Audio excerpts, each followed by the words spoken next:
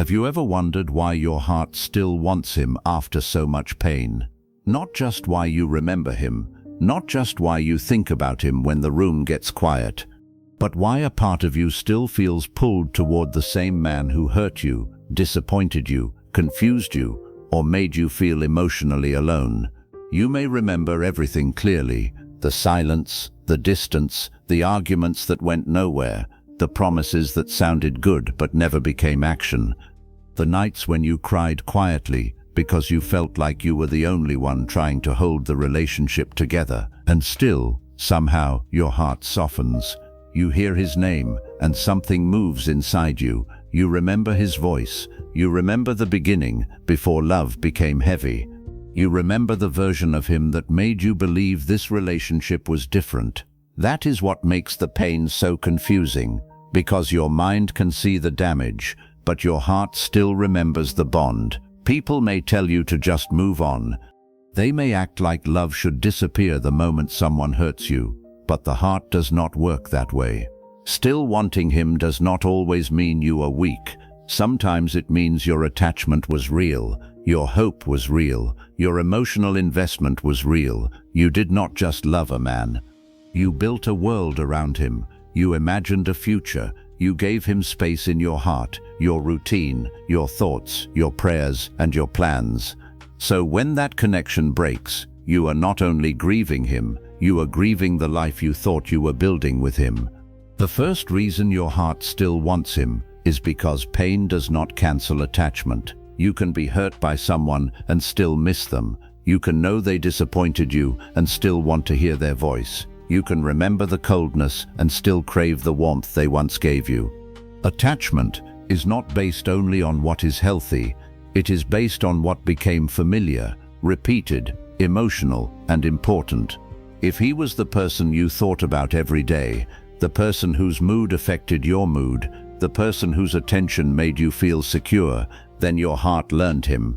It learned his presence, it learned his attention, it learned the comfort of being wanted by him. So when he becomes distant or painful, your heart does not immediately know how to separate love from suffering. The same man who hurt you may also be connected to memories of safety, laughter, hope, and belonging. That is why you can cry because of him and still check your phone. That is why you can feel angry at him and still wonder if he misses you. That is why you can tell yourself you deserve better and still hope he finally understands. Your heart is not confused because it is foolish. It is confused because the same man became both the source of comfort and the source of pain. The second reason your heart still wants him is because you are attached to his potential. Not only who he is right now, but who you believed he could become. Maybe you saw softness in him that other people did not see. Maybe you knew he had a loving side. Maybe there were moments when he was gentle, protective, affectionate, and present. Those moments became evidence in your heart. Evidence that he could be that man again. Evidence that the marriage could return to what it was. Evidence that if he healed, matured, understood your pain, or finally woke up, everything might change. This is one of the most painful traps in love. Sometimes you are not holding on to the relationship as it is. You are holding on to the relationship as you believe it could be. You are holding on to the apology you hope he will give, the conversation you hope will finally happen, the tenderness you hope will return, the version of him that once made staying feel worth it. But potential is not the same as presence. His potential cannot rebuild trust. His potential cannot replace consistent effort. His potential cannot heal wounds that his actual behavior keeps reopening. This does not mean the good parts were fake. It means your heart may be grieving the distance between who he could be and who he is choosing to be right now. And sometimes the deepest heartbreak is not losing someone completely. It is watching someone you love have the ability to love you better, but not the willingness to do it. The third reason your heart still wants him is because unfinished love feels louder than completed love.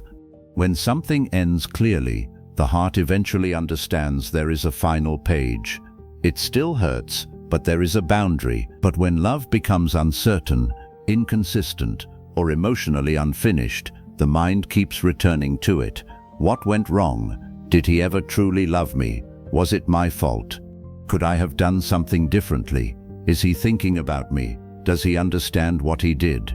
This is why unclear endings can feel so powerful, not because you enjoy suffering, but because the mind hates emotional uncertainty. It keeps searching for an answer that will finally make the pain make sense. And if you never received the closure you needed, your heart may keep looking for it from the person who hurt you. You want him to explain. You want him to regret. You want him to understand. You want him to say, "I know I hurt you. I should have treated you better." But sometimes the closure you need will not come from the person who created the wound. Sometimes waiting for him to understand becomes another way of staying tied to the pain. Deep down, you may not only want him back. You may want your suffering to be witnessed. You want proof that it mattered, proof that you mattered, proof that he did not walk through your heart and leave without feeling the weight of it. That is why silence from someone who hurt you can feel so cruel. It is not only the absence of words, it feels like the absence of accountability. But sometimes the person who owes you an explanation is also the person least capable of giving you one that heals. The fourth reason your heart still wants him is because you remember the beginning. You remember who he was before everything became painful. You remember the first conversations, the laughter, the way he made you feel special, the little details that convinced your heart this was not ordinary. And when the present becomes heavy, the heart often escapes into the past. It says, "But it was not always like this." And maybe that is true. It probably was not always painful. There were probably beautiful memories. There were probably times when he cared, when he tried, when the connection felt alive. That is what makes it hard. If it had all been terrible, leaving emotionally might feel easier. But when love contains both tenderness and pain, both hope and disappointment, both closeness and loneliness, the heart keeps trying to recover the good part without accepting that the pattern has changed. Sometimes what you call "I want him back" really means "I want that feeling back." The feeling of being chosen, the feeling of being safe, the feeling of being wanted without begging, the feeling that love was moving toward you instead of away from you. So ask yourself gently, do I want the man standing in front of me now, with his current effort, current patterns, and current choices? Or do I want the memory of who he was when love felt easier? That question may hurt, but it can also wake you up. The fifth reason your heart still wants him is because love can become tied to identity. When you love someone deeply, especially for a long time, they do not remain separate from your life. They become part of your routines, your memories, your plans, and your sense of home. You may have built your days around him. You may have imagined marriage, family, healing, or growing old together. You may have prayed for him, defended him, forgiven him, and waited for him. So when things become painful, letting go does not feel like simply losing a man. It can feel like losing part of your own life. This is why your heart may resist the truth, even when your mind is exhausted, because letting go forces you to ask, who am I without this hope? Who am I if he does not change? Who am I if this marriage does not become what I thought it would be? Who am I if the love I fought for does not fight for me back? Those questions are terrifying. So sometimes the heart holds on because the unknown feels more frightening than familiar pain. At least with him, you know the rhythm, you know the waiting, you know the disappointment. You know what it feels like to hurt over him. But healing asks you to step into a place where you may not know yourself yet, a calmer version of you, a stronger version of you, a version that no longer makes her entire emotional world depend on one man's attention, mood, apology, or return. And that version may feel unfamiliar at first, but unfamiliar does not mean unsafe. Sometimes unfamiliar is simply the beginning of freedom. The sixth reason your heart still wants him is because inconsistent love is hard to release. When someone gives you love sometimes and distance other times, hope becomes very difficult to kill. One day he is warm, the next day he is distant. One moment he makes you feel important, the next moment you feel invisible. One conversation gives you hope, the next silence takes it away. This emotional inconsistency can make your attachment stronger, not weaker, because your heart starts waiting for the next good moment. It remembers how sweet he can be. It remembers the version of him that returns for a little while. And every time he gives you a small piece of affection, your heart says, "See, it is still there." But love that only appears enough to keep you hoping can become emotionally exhausting. You start living for tiny signs, a softer message, a longer conversation, a look, a memory, a moment where he feels close again. And each small sign becomes powerful because you are starving for consistency. This is why you may feel more attached when he pulls away. The distance creates anxiety, and the anxiety creates chasing. Then when he returns, even a little, you feel relief. But relief is not the same as peace. Real love should not only feel good because the pain paused for a moment. Real love should not require you to break yourself emotionally just to feel chosen for one day. The seventh reason your heart still wants him is because you may be trying to prove your worth. Sometimes the desire to be loved by him is not only about love. Sometimes it becomes about validation. If he chooses me, then I was enough. If he comes back, then I mattered. If he regrets losing me, then I was valuable. Without realizing it, your heart may start treating his love like a verdict on your worth. But his inability to love you well is not proof that you are hard to love. His silence is not proof that your voice does not matter.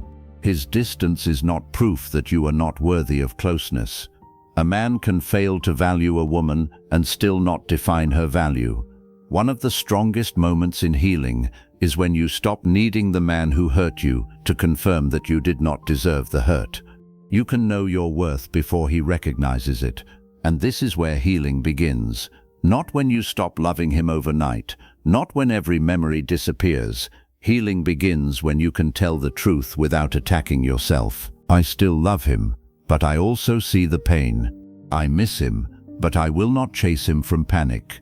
I want restoration, but I cannot restore this alone.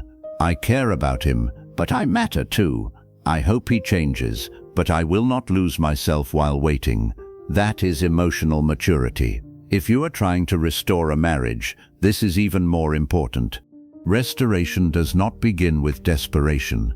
It begins with emotional safety. If you are constantly reacting, begging, accusing, checking, questioning, or trying to force him to reassure you, you may believe you are fighting for the marriage, but to him, it may feel like pressure.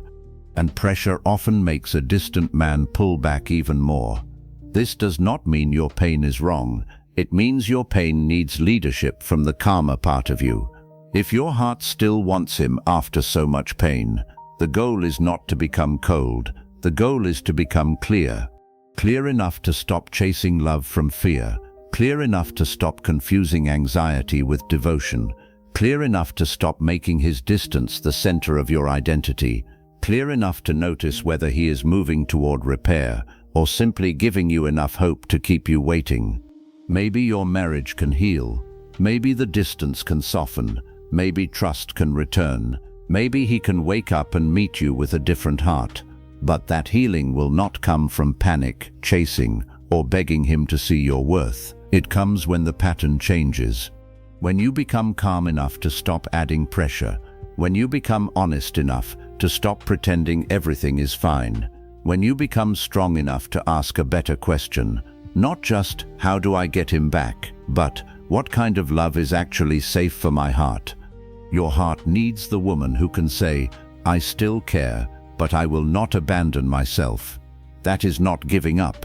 That is becoming whole. So if your heart still wants him after so much pain, do not hate yourself for it. Do not call yourself weak because your feelings are still there.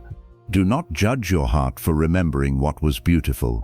But also do not let the beautiful parts make you blind to what is hurting you now. You can love him and still slow down. You can miss him and still stop chasing. You can hope for restoration and still require emotional responsibility. You can remember the good and still admit the damage. Your heart may still want him because it loved deeply, bonded strongly, remembers the beginning, and still hopes for repair. But your healing begins when your heart stops being the only part of you making decisions. Let your heart speak, but let wisdom answer. Let love remain, but let self-respect lead. Let hope exist, but let truth stand beside it. And if he is willing to meet you with honesty, humility, consistency, and real effort, then maybe this pain can become the beginning of a deeper restoration. But if he is not, then your heart can still survive the truth. It may hurt, it may take time, it may feel impossible at first, but one day you will realize that the love you kept trying to pull from him was also the love you needed to give back to yourself. And when that day comes, you will not be the same woman who begged to be chosen. You will be the woman who finally understands that being chosen by someone else should never require abandoning herself. So yes, your heart may still want him after so much pain, but maybe this is not the end of you. Maybe this is the beginning of learning how to love without losing yourself. And that is where real restoration begins. If you don't know what to say, when to stay quiet, or how to stop making things worse, the Marriage Restoration Playbook was made for you. It's a practical step-by-step guide for women who want to rebuild emotional safety and real connection in their marriage without the panic, pressure, or wrong words. Link is in the description and in the pinned comment.